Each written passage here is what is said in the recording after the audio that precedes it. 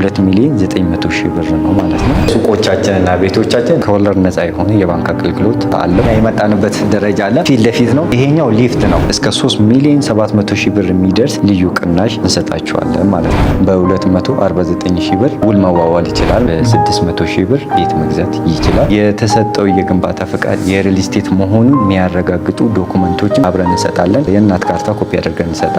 ቲን ነምበር ኮፒ አድርገን እንሰጣለን። የግንባታ ፈቃድና ንግድ ፈቃድን አያይዘን እንሰጣለን። በውስጡ የልጆች መጫወቻ ቦታ፣ መዋኛ ገንዳ፣ መናፈሻዎች ይኖሩ። ስለን የተወደዳችሁና የተከበራችሁ የስለ ቢዝነስ ሚዲያ ቤተሰቦች እንደምን ቆይታችኋል? ፈጣሪ ይመስገን እኛ በጣም ሰላም ነን። ስለ ቢዝነስ ሚዲያ እንደሚታወቀው የተለያዩ የቢዝነስ ሀሳቦችን፣ የገበያ ጥናትና ሌሎች ጠቃሚ መረጃዎችን ወደ እናንተ በማቅረብ ይታወቃል። እንግዲህ እንደተለመደው በሳምንት አንዴ እየቃኘን ወደ እናንተ የምናደርሰውን የቤቶች ልማት ላይ የተሰማሩ ድርጅቶች ቅኝት በሞን ሪል ስቴት አድርገናል። ሞን ሪል ስቴት እንግዲህ የተለያዩ ሱቆችን ገንብቶ ጨርሶ ለገበያ አብቅቷል። እነዚህ ሱቆች እንዴት ናቸው? ዋጋቸውስ ምን ያህል ነው? እንዴትስ ልትገዙ ትችላላችሁ? የሚለውን ሙሉ መረጃ ወደ እናንተ የምናደርስ ይሆናል። ከዛም በመቀጠል ደግሞ የተለያዩ ቤቶችን በመገንባት ላይም ስላለ እነዚህን ቤቶች የምትፈልጉ ከሆነ እንዴት ልትገዙ ትችላላችሁ የሚለውን ሙሉ መረጃ ወደ እናንተ የምናደርስ ስለሆነ ፕሮግራሙን ከመጀመሪያው እስከ መጨረሻው በመከታተል ለቤታችን አዲስ የሆናችሁ ላይክ፣ ሼር፣ ሰብስክራይብ በማድረግ እንዲህ አይነት ጠቃሚ መረጃ ወደ እናንተ የሚያደርሰውን የስለ ቢዝነስ ሚዲያ ተቀላቀሉ እንላለን። ይህም መረጃ ወደ እናንተ በማድረስ እኔ መስቀሌ ጎበና፣ ካሜራማናችን ናውላውን ይቆያል። አባችሁ ይመስላል። ሰላም ነው። ሰላም ባከን አረፍ በል።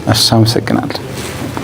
በድጋሚ እንኳን በደህና መጣ። እንኳን ደህና ቆያችሁን። ለቤተሰቦቻችን በሳምንት አንዴ በቤቶች ልማት ላይ የተሰማሩ ድርጅቶችን እየቃኘን እናደርሳለን። በዚህም ፕሮግራም መሰረት ለዚህ ሳምንት እንዲሆን የእናንተ ሪል ስቴት መርጠናል። ራስን ከማስተዋወቅ ጀምረ ድርጅታችሁ ማን ይባላል የሚለውን ብትነግረኝ። በጣም ጥሩ። እኔ ዮምፍ እባላለሁ። ድርጅታችን ሞነ ሪል ስቴት ይባላል። በጣም ጥሩ። ሞነ ሪል ስቴት ማን ነው የሚለውን ብናነሳ እንዴት ሊገለጽ ይችላል? መልካም። እንግዲህ የሞነ ሪል ስቴት ባክግራውንድ ለማንሳት አይል ከዚህ በፊት በአስመጪና ላኪነት እንዲሁም ደግሞ ከ10 ዓመት በላይ የቆየ የጋርመንት ስራ ይታወቃል። ጨርቃ ጨርቅ ፋብሪካ ነው የሚታወቁት። ከዚህ በፊት የዚህኛው የፋይናንሻል ባክግራውንድም ከዛ የመጣ ሲሆን አሁን ላይ ሞነ ሪል ስቴት እየገነባ ያለው በራሱ ዞታ ላይ በ8,000 ካሬ ሜትር ላይ ያረፈ ኮምፓውንድ አፓርትመንት ነው እየገነባ ያለው። ምንን ይዞ መጥቷል የሚለውን ደግሞ በሰፊ የምናየው ይሆናል ማለት ነው። በጣም ጥሩ። ወደ ሪል ስቴቱ ከመግባታችሁ በፊት በሌላ ቢዝነስ ላይ መኖራችሁን ለመረዳት ሲያለው፣ አሁን ደግሞ ሪል ስቴቱን ተቀላቅላችኋል። ወደ ሪል ስቴቱ ከመጣችሁ ምን አይነት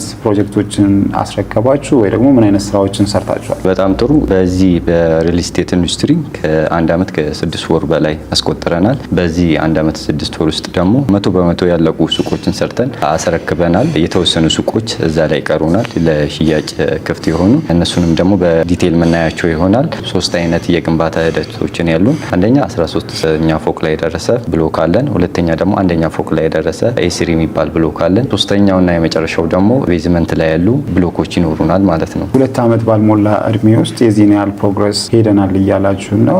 ሱቆቹን ደግሞ ኦልሬዲ ገንብታችሁ አጠናቃችኋል። ስንገባም አይተናቸዋል። ወርደንም ለቤተሰቦቻችን የምናስቃኝ ይሆናል። እንግዲህ ሞንን ከሌሎች ሪል ስቴቶች እናነጻጽር ቢባል እያንዳንዱ ድርጅት የራሱ ኳሊቲ ስላለው ሞን ይሄን ኳሊቲ ያሟላል የምትለው ነገር አለ? አዎ፣ አንድ 6 ነጥቦችን ላነሳለ ይችላለሁ። ሞን ምን ይዞ መጥተዋል፣ ምን አዲስ ነገር አለው ካልከኝ፣ አንደኛው ከአከፋፈሉ መነሳት እንችላለን። በራሱ ፋይናንሻል ገንብቶ ነው ክፍያ የሚጠይቀው። ይሄም ማለት በግንባታ ሂደት ነው ክፍያ የሚጠይቀው። በግንባታ ሂደት ሲሆን ያከፋፈል ሁኔታ ለከስተመሮች በጣም ምቹና ፎታ የሚሰጥ ነው።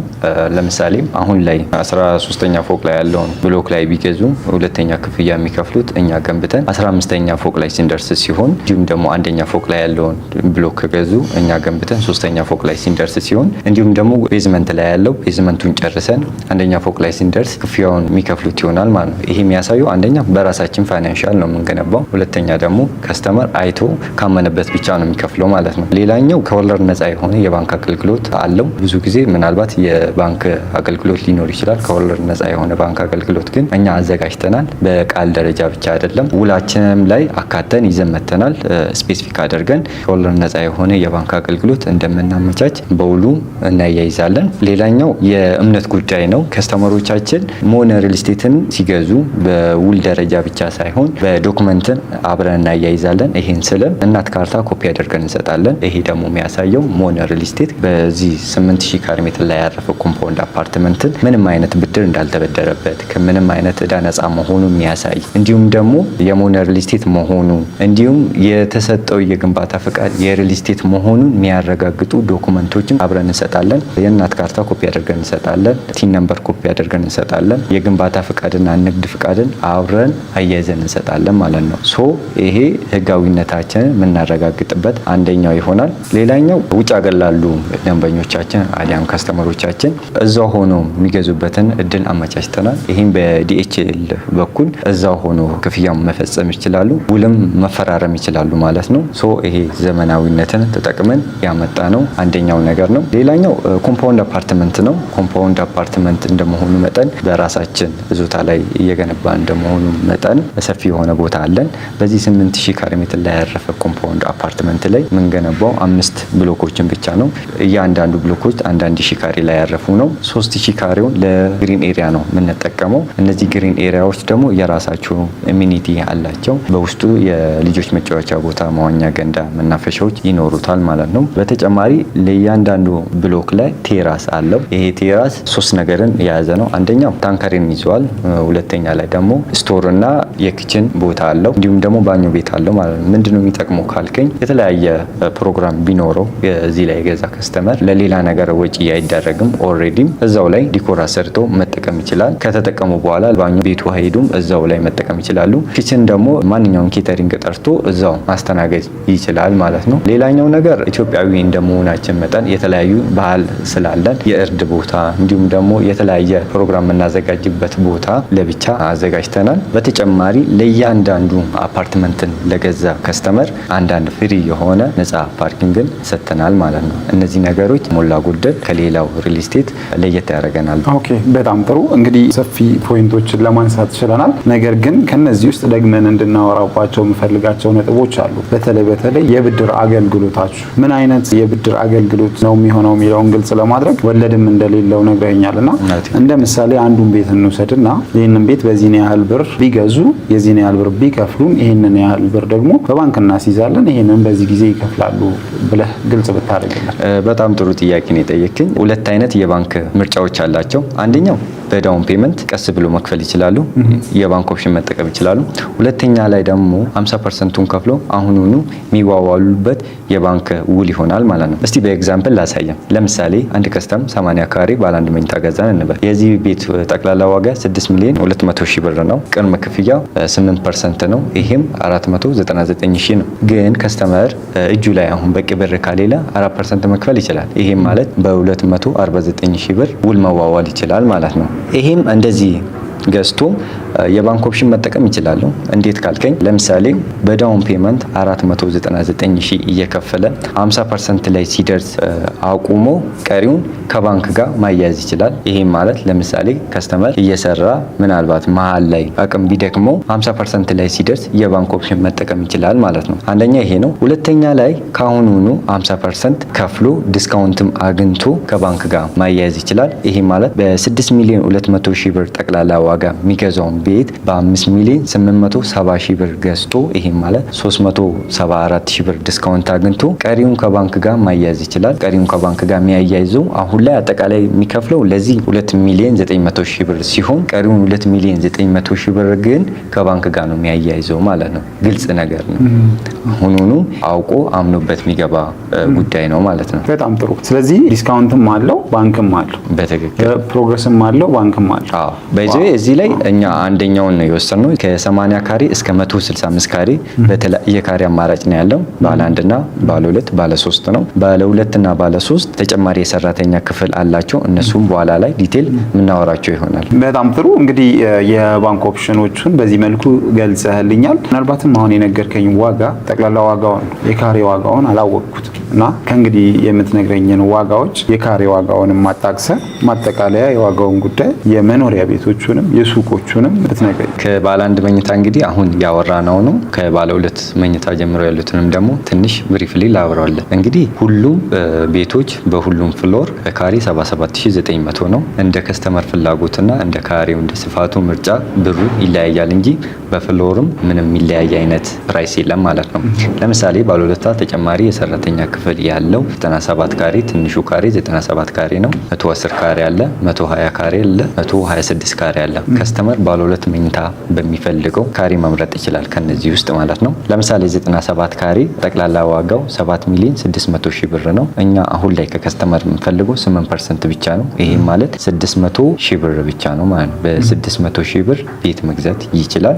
እንዲሁም ደግሞ ዲስካውንት የሚፈልግ ከሆነ ቅድም እንዳወራ ነው እጁ ላይ ካሽ ካለ ዲስካውንት ማግኘት ይችላል። ይሄም ከ25% ጀምሮ ሲከፍሉ ከ5% እስከ 30%። ይሄም ማለት በቁጥር ስንገልጸው ከ185 ሺህ እስከ 3 ሚሊዮን 700 ሺህ ብር የሚደርስ ኔት ዲስካውንት እናደርጋለን። በዚህ ዲስካውንት ስናደርግ እዚች ጋር ከአጠቃላዩ ነው እንጂ ከከፈሉት ብቻ አይደለም። ከአጠቃላዩ ዲስካውንት እንሰጣቸዋለን ማለት ነው። ለምሳሌ 97 ካሬው የአሁኑ ባለ 2 መኝታ በ7 ሚሊዮን 600 ሺህ ብር የሚሸጠውን 25% ቢከፍሉን ይሄ ማለት 1.8 ሺህ ብር ሲከፍሉን እኛ 228 ሺህ ብር ዲስካውንት እናደርጋለን። ይሄ ማለት ቶታሉ ከ7 ሚሊዮን 600 ሺህ ብር ወደ 7 ሚሊዮን 300 ሺህ ብር ይቀንሳል ማለት ነው። ሌላኛው እዚህ ላይ መጥቀስ የምፈልገው ብር ብቻ አይደለም ዲስካውንት የምናደርግላቸው የጊዜ ታይሙም አላቸው። በቂ ጊዜ አላቸው። ለምሳሌ 25% ከከፈሉ በኋላ ቀሪውን ክፍያ የሚከፍሉት ከ1 ዓመት በኋላ ነው። እሱንም 5% ነው የሚከፍሉት ማለት ነው። ሶ አንድ ላይ 30% ሆነ አይደል? ቀሪውን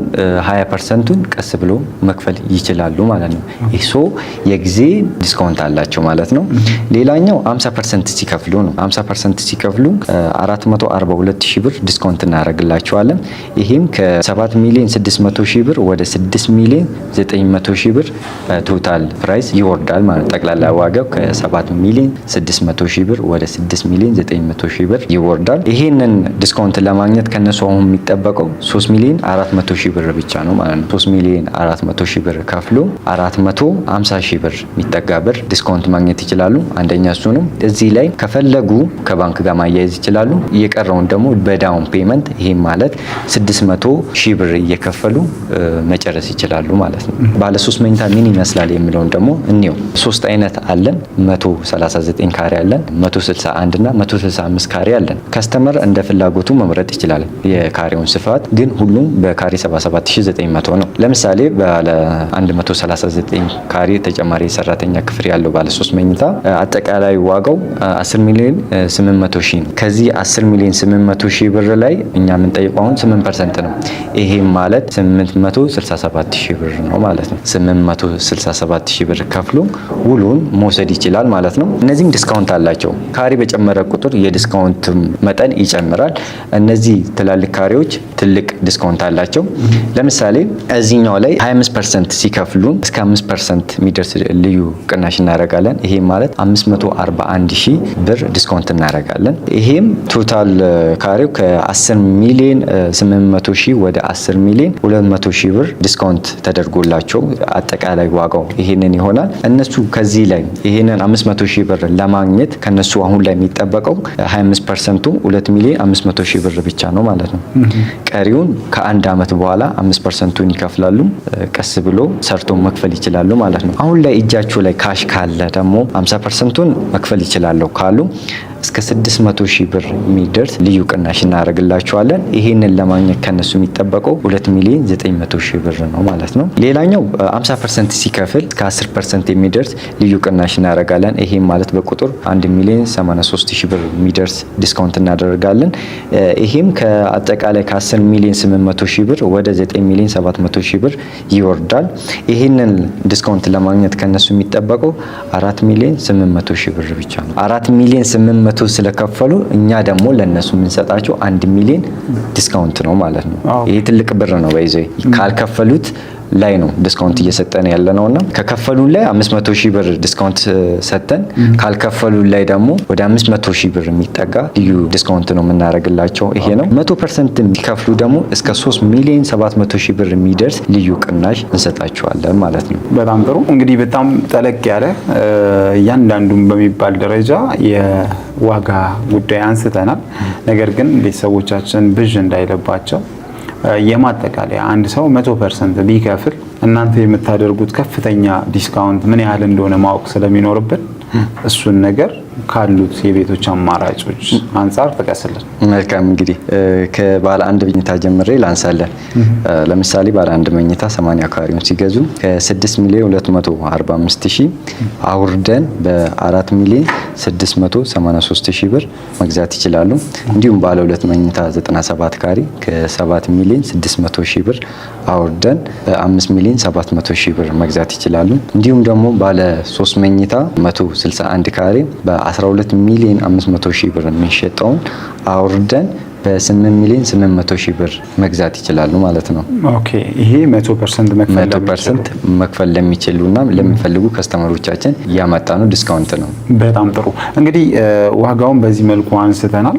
ድርጅታችሁ ሞንሮል ስቴት አሁን ምን እየሰራ እንዳለ ለማየት የሞከር ነውና አሁን የነገርከኝን እነዚህን ቤቶች ደንበኞች ከእናንተ ቢገዙ መቼ ነው የሚረከቡት የሚለውን የቤቶቹን ነው እንግዲህ እየጠየቅኩ ያለሁት ትነግረኝና ሱቆቹ ደግሞ ኦልሬዲ አልቀውም ስለሆነ ምን አይነት ሱቆች አሉ መቼ ነው የሚረከቡት የሚለውን ትነግረኛለህ። መልካም እንግዲህ ባጭሩ ለመመለስ በ2 አመት ሰርተን እናስረክባለን። ኦኬ ቤቶቹን እሺ የሱቆቹስ ጉዳይ እንዴት? ሱቆቹ ዛሬውኑ ገዝተው ነገውኑ ስራ የሚጀምሩበት 100% ያለቁ ሱቆች ናቸው። እንደምታያቸው ግንባታቸው 100% አልቋል። ስለዚህ በማንኛውም ሰዓት በገዙበት ሰዓት ስራ መጀመር ይችላሉ። ኦኬ በጣም ጥሩ። እንግዲህ ሱቆቹን በአካል ወጥተን እዛው ሆነን ስፋታቸው ምን ይመስላል ዋጋቸውስ እንዴት ነው የሚለውን ማየት እንችላለን ማለት ነው። የዴሊቨሪ ጉዳይ ያለቀ መልካም ወደዛ እንሂድ። ሱቆቹን ነው ማሳይ ምን ይመስላል፣ ካሬያቸውን፣ ጠቅላላ ዋጋቸው ምን ይመስላል፣ ዳውን ፔመንታቸው ስንት ነው የሚለውን አብረን እናያለን። እስቲ ከዚህኛው እንነሳ። ይሄኛው እንደምታዩ እንግዲህ እዚህ ጋር ሰፊ ቦታ ነው። ይሄኛው ግድግዳ ፈራሽ ነው፣ ከዛኛው ጋራ ብሎክ ጋራ ይገናኛል። ሶ ይሄ ምንድነው ለዚህኛው ሱቅ ትልቅ አድቫንቴጅ ነው። ምክንያቱም አንደኛው አሁን እኛ የመጣንበት ደረጃ አለ፣ ፊት ለፊት ነው። ይሄኛው ሊፍት ነው። እንግዲህ አሁን ያወራው ላይ ያለው ሱቅ እቺ ናት ማለት ነው። 40 ካሬ ናት። ጠቅላላ ዋጋዋ 8 ሚሊዮን 200,000 ብር ነው። ከስተመር ይሄንን ሱቅ ለመግዛት ከፈለገ 50% ከፍሎ ቀሪውን ደግሞ ቀስ ብሎ መክፈል ይችላል። 50% ማለት 4 ሚሊዮን 100,000 ብር ከፍሎ ይሄንን ሱቅ እንደምታየው በጣም ሰፊ ነው፣ ሊፍት ፊት ለፊት ነው፣ መግዛት ይችላል። አሊያም ደግሞ እጁ ላይ ካሽ ካለ በ8 ሚሊዮን 200,000 ብር የሚሸጠውን 10% ዲስካውንት አድርገንለት ይሄ ማለት 800,000 ብር ዲስካውንት አድርገንለት በ7 ሚሊዮን 300,000 ብር ጠቅላላ ዋጋ ይሄንን የመሰለ ሱቅ መግዛት ይችላል ማለት ነው። በዚህ ይሄ ሱቅ ከምወድለት ነገር አንደኛው ኦፕን ዳውን ስለሆነ አንደኛ ላይ የሚገኝ ሱቅ ነው። ሌላኛው ደግሞ በዚህ በኩል እንደምታየው ዋና መንገድ ላይ ነው የሚገኘው። ሶ ምንም አይነት ዲስፕሌይ ቢያስቀምጡ በቀላሉ የሚታይ ቦታ ነው ማለት ነው። በጣም ምቹና አንደኛ ፎቅ ላይ የሚገኝ ጥሩ ቦታ የሚገኝ ሱቅ ነው ማለት ነው። ይሄንን ይመስላል። በጣም ጥሩ። እንግዲህ ይሄ አንዱ ሱቅ ነው። አንድ ሰው ሱቅ ሲገዛ የሚያስበው ነገር የገበያ ጉዳይ ነው። ስለዚህ ሱቁን ገዝቶት ሊያከራየውም ቢያስብ የሚከራየው ሰው ገበያ አስቦ ስለሚከራይ ይህንን ሎኬሽን እንዴት ትገልጸዋለህ ከገበያ አንፃር? መልካም አሪፍ ጥያቄ ነው የጠየቀኝ። ሱቅ ሲገዙን እኛ አብረን የሚሸጥላቸውን ነገሮች ላንሳለን።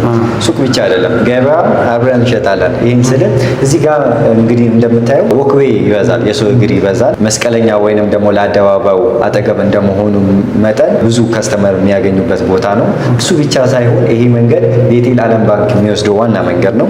ማንኛውም ከስተመር ከዚህ ሲሄድ ይሄንን ሞል ሳይ አያልፍም ማለት ነው። ሶ እንደ ዓለም ባንክ፣ ቤቴል፣ አየር ጤና፣ ካራ፣ ዘነበ ወርቅ፣ ቶታል እነዚህን ሁሉ ማርኬት መያዝ ይችላል ማለት ነው። ምክንያቱም ብቸኛ ሞል እንደ አየር ጤና እየገነባን ስላለን ማለት ነው። ስለዚህ እነዚህን ከስተመሮችን የሚይዙበት ብቸኛ ሞል ይሄኛው ሞል ነው ማለት ነው።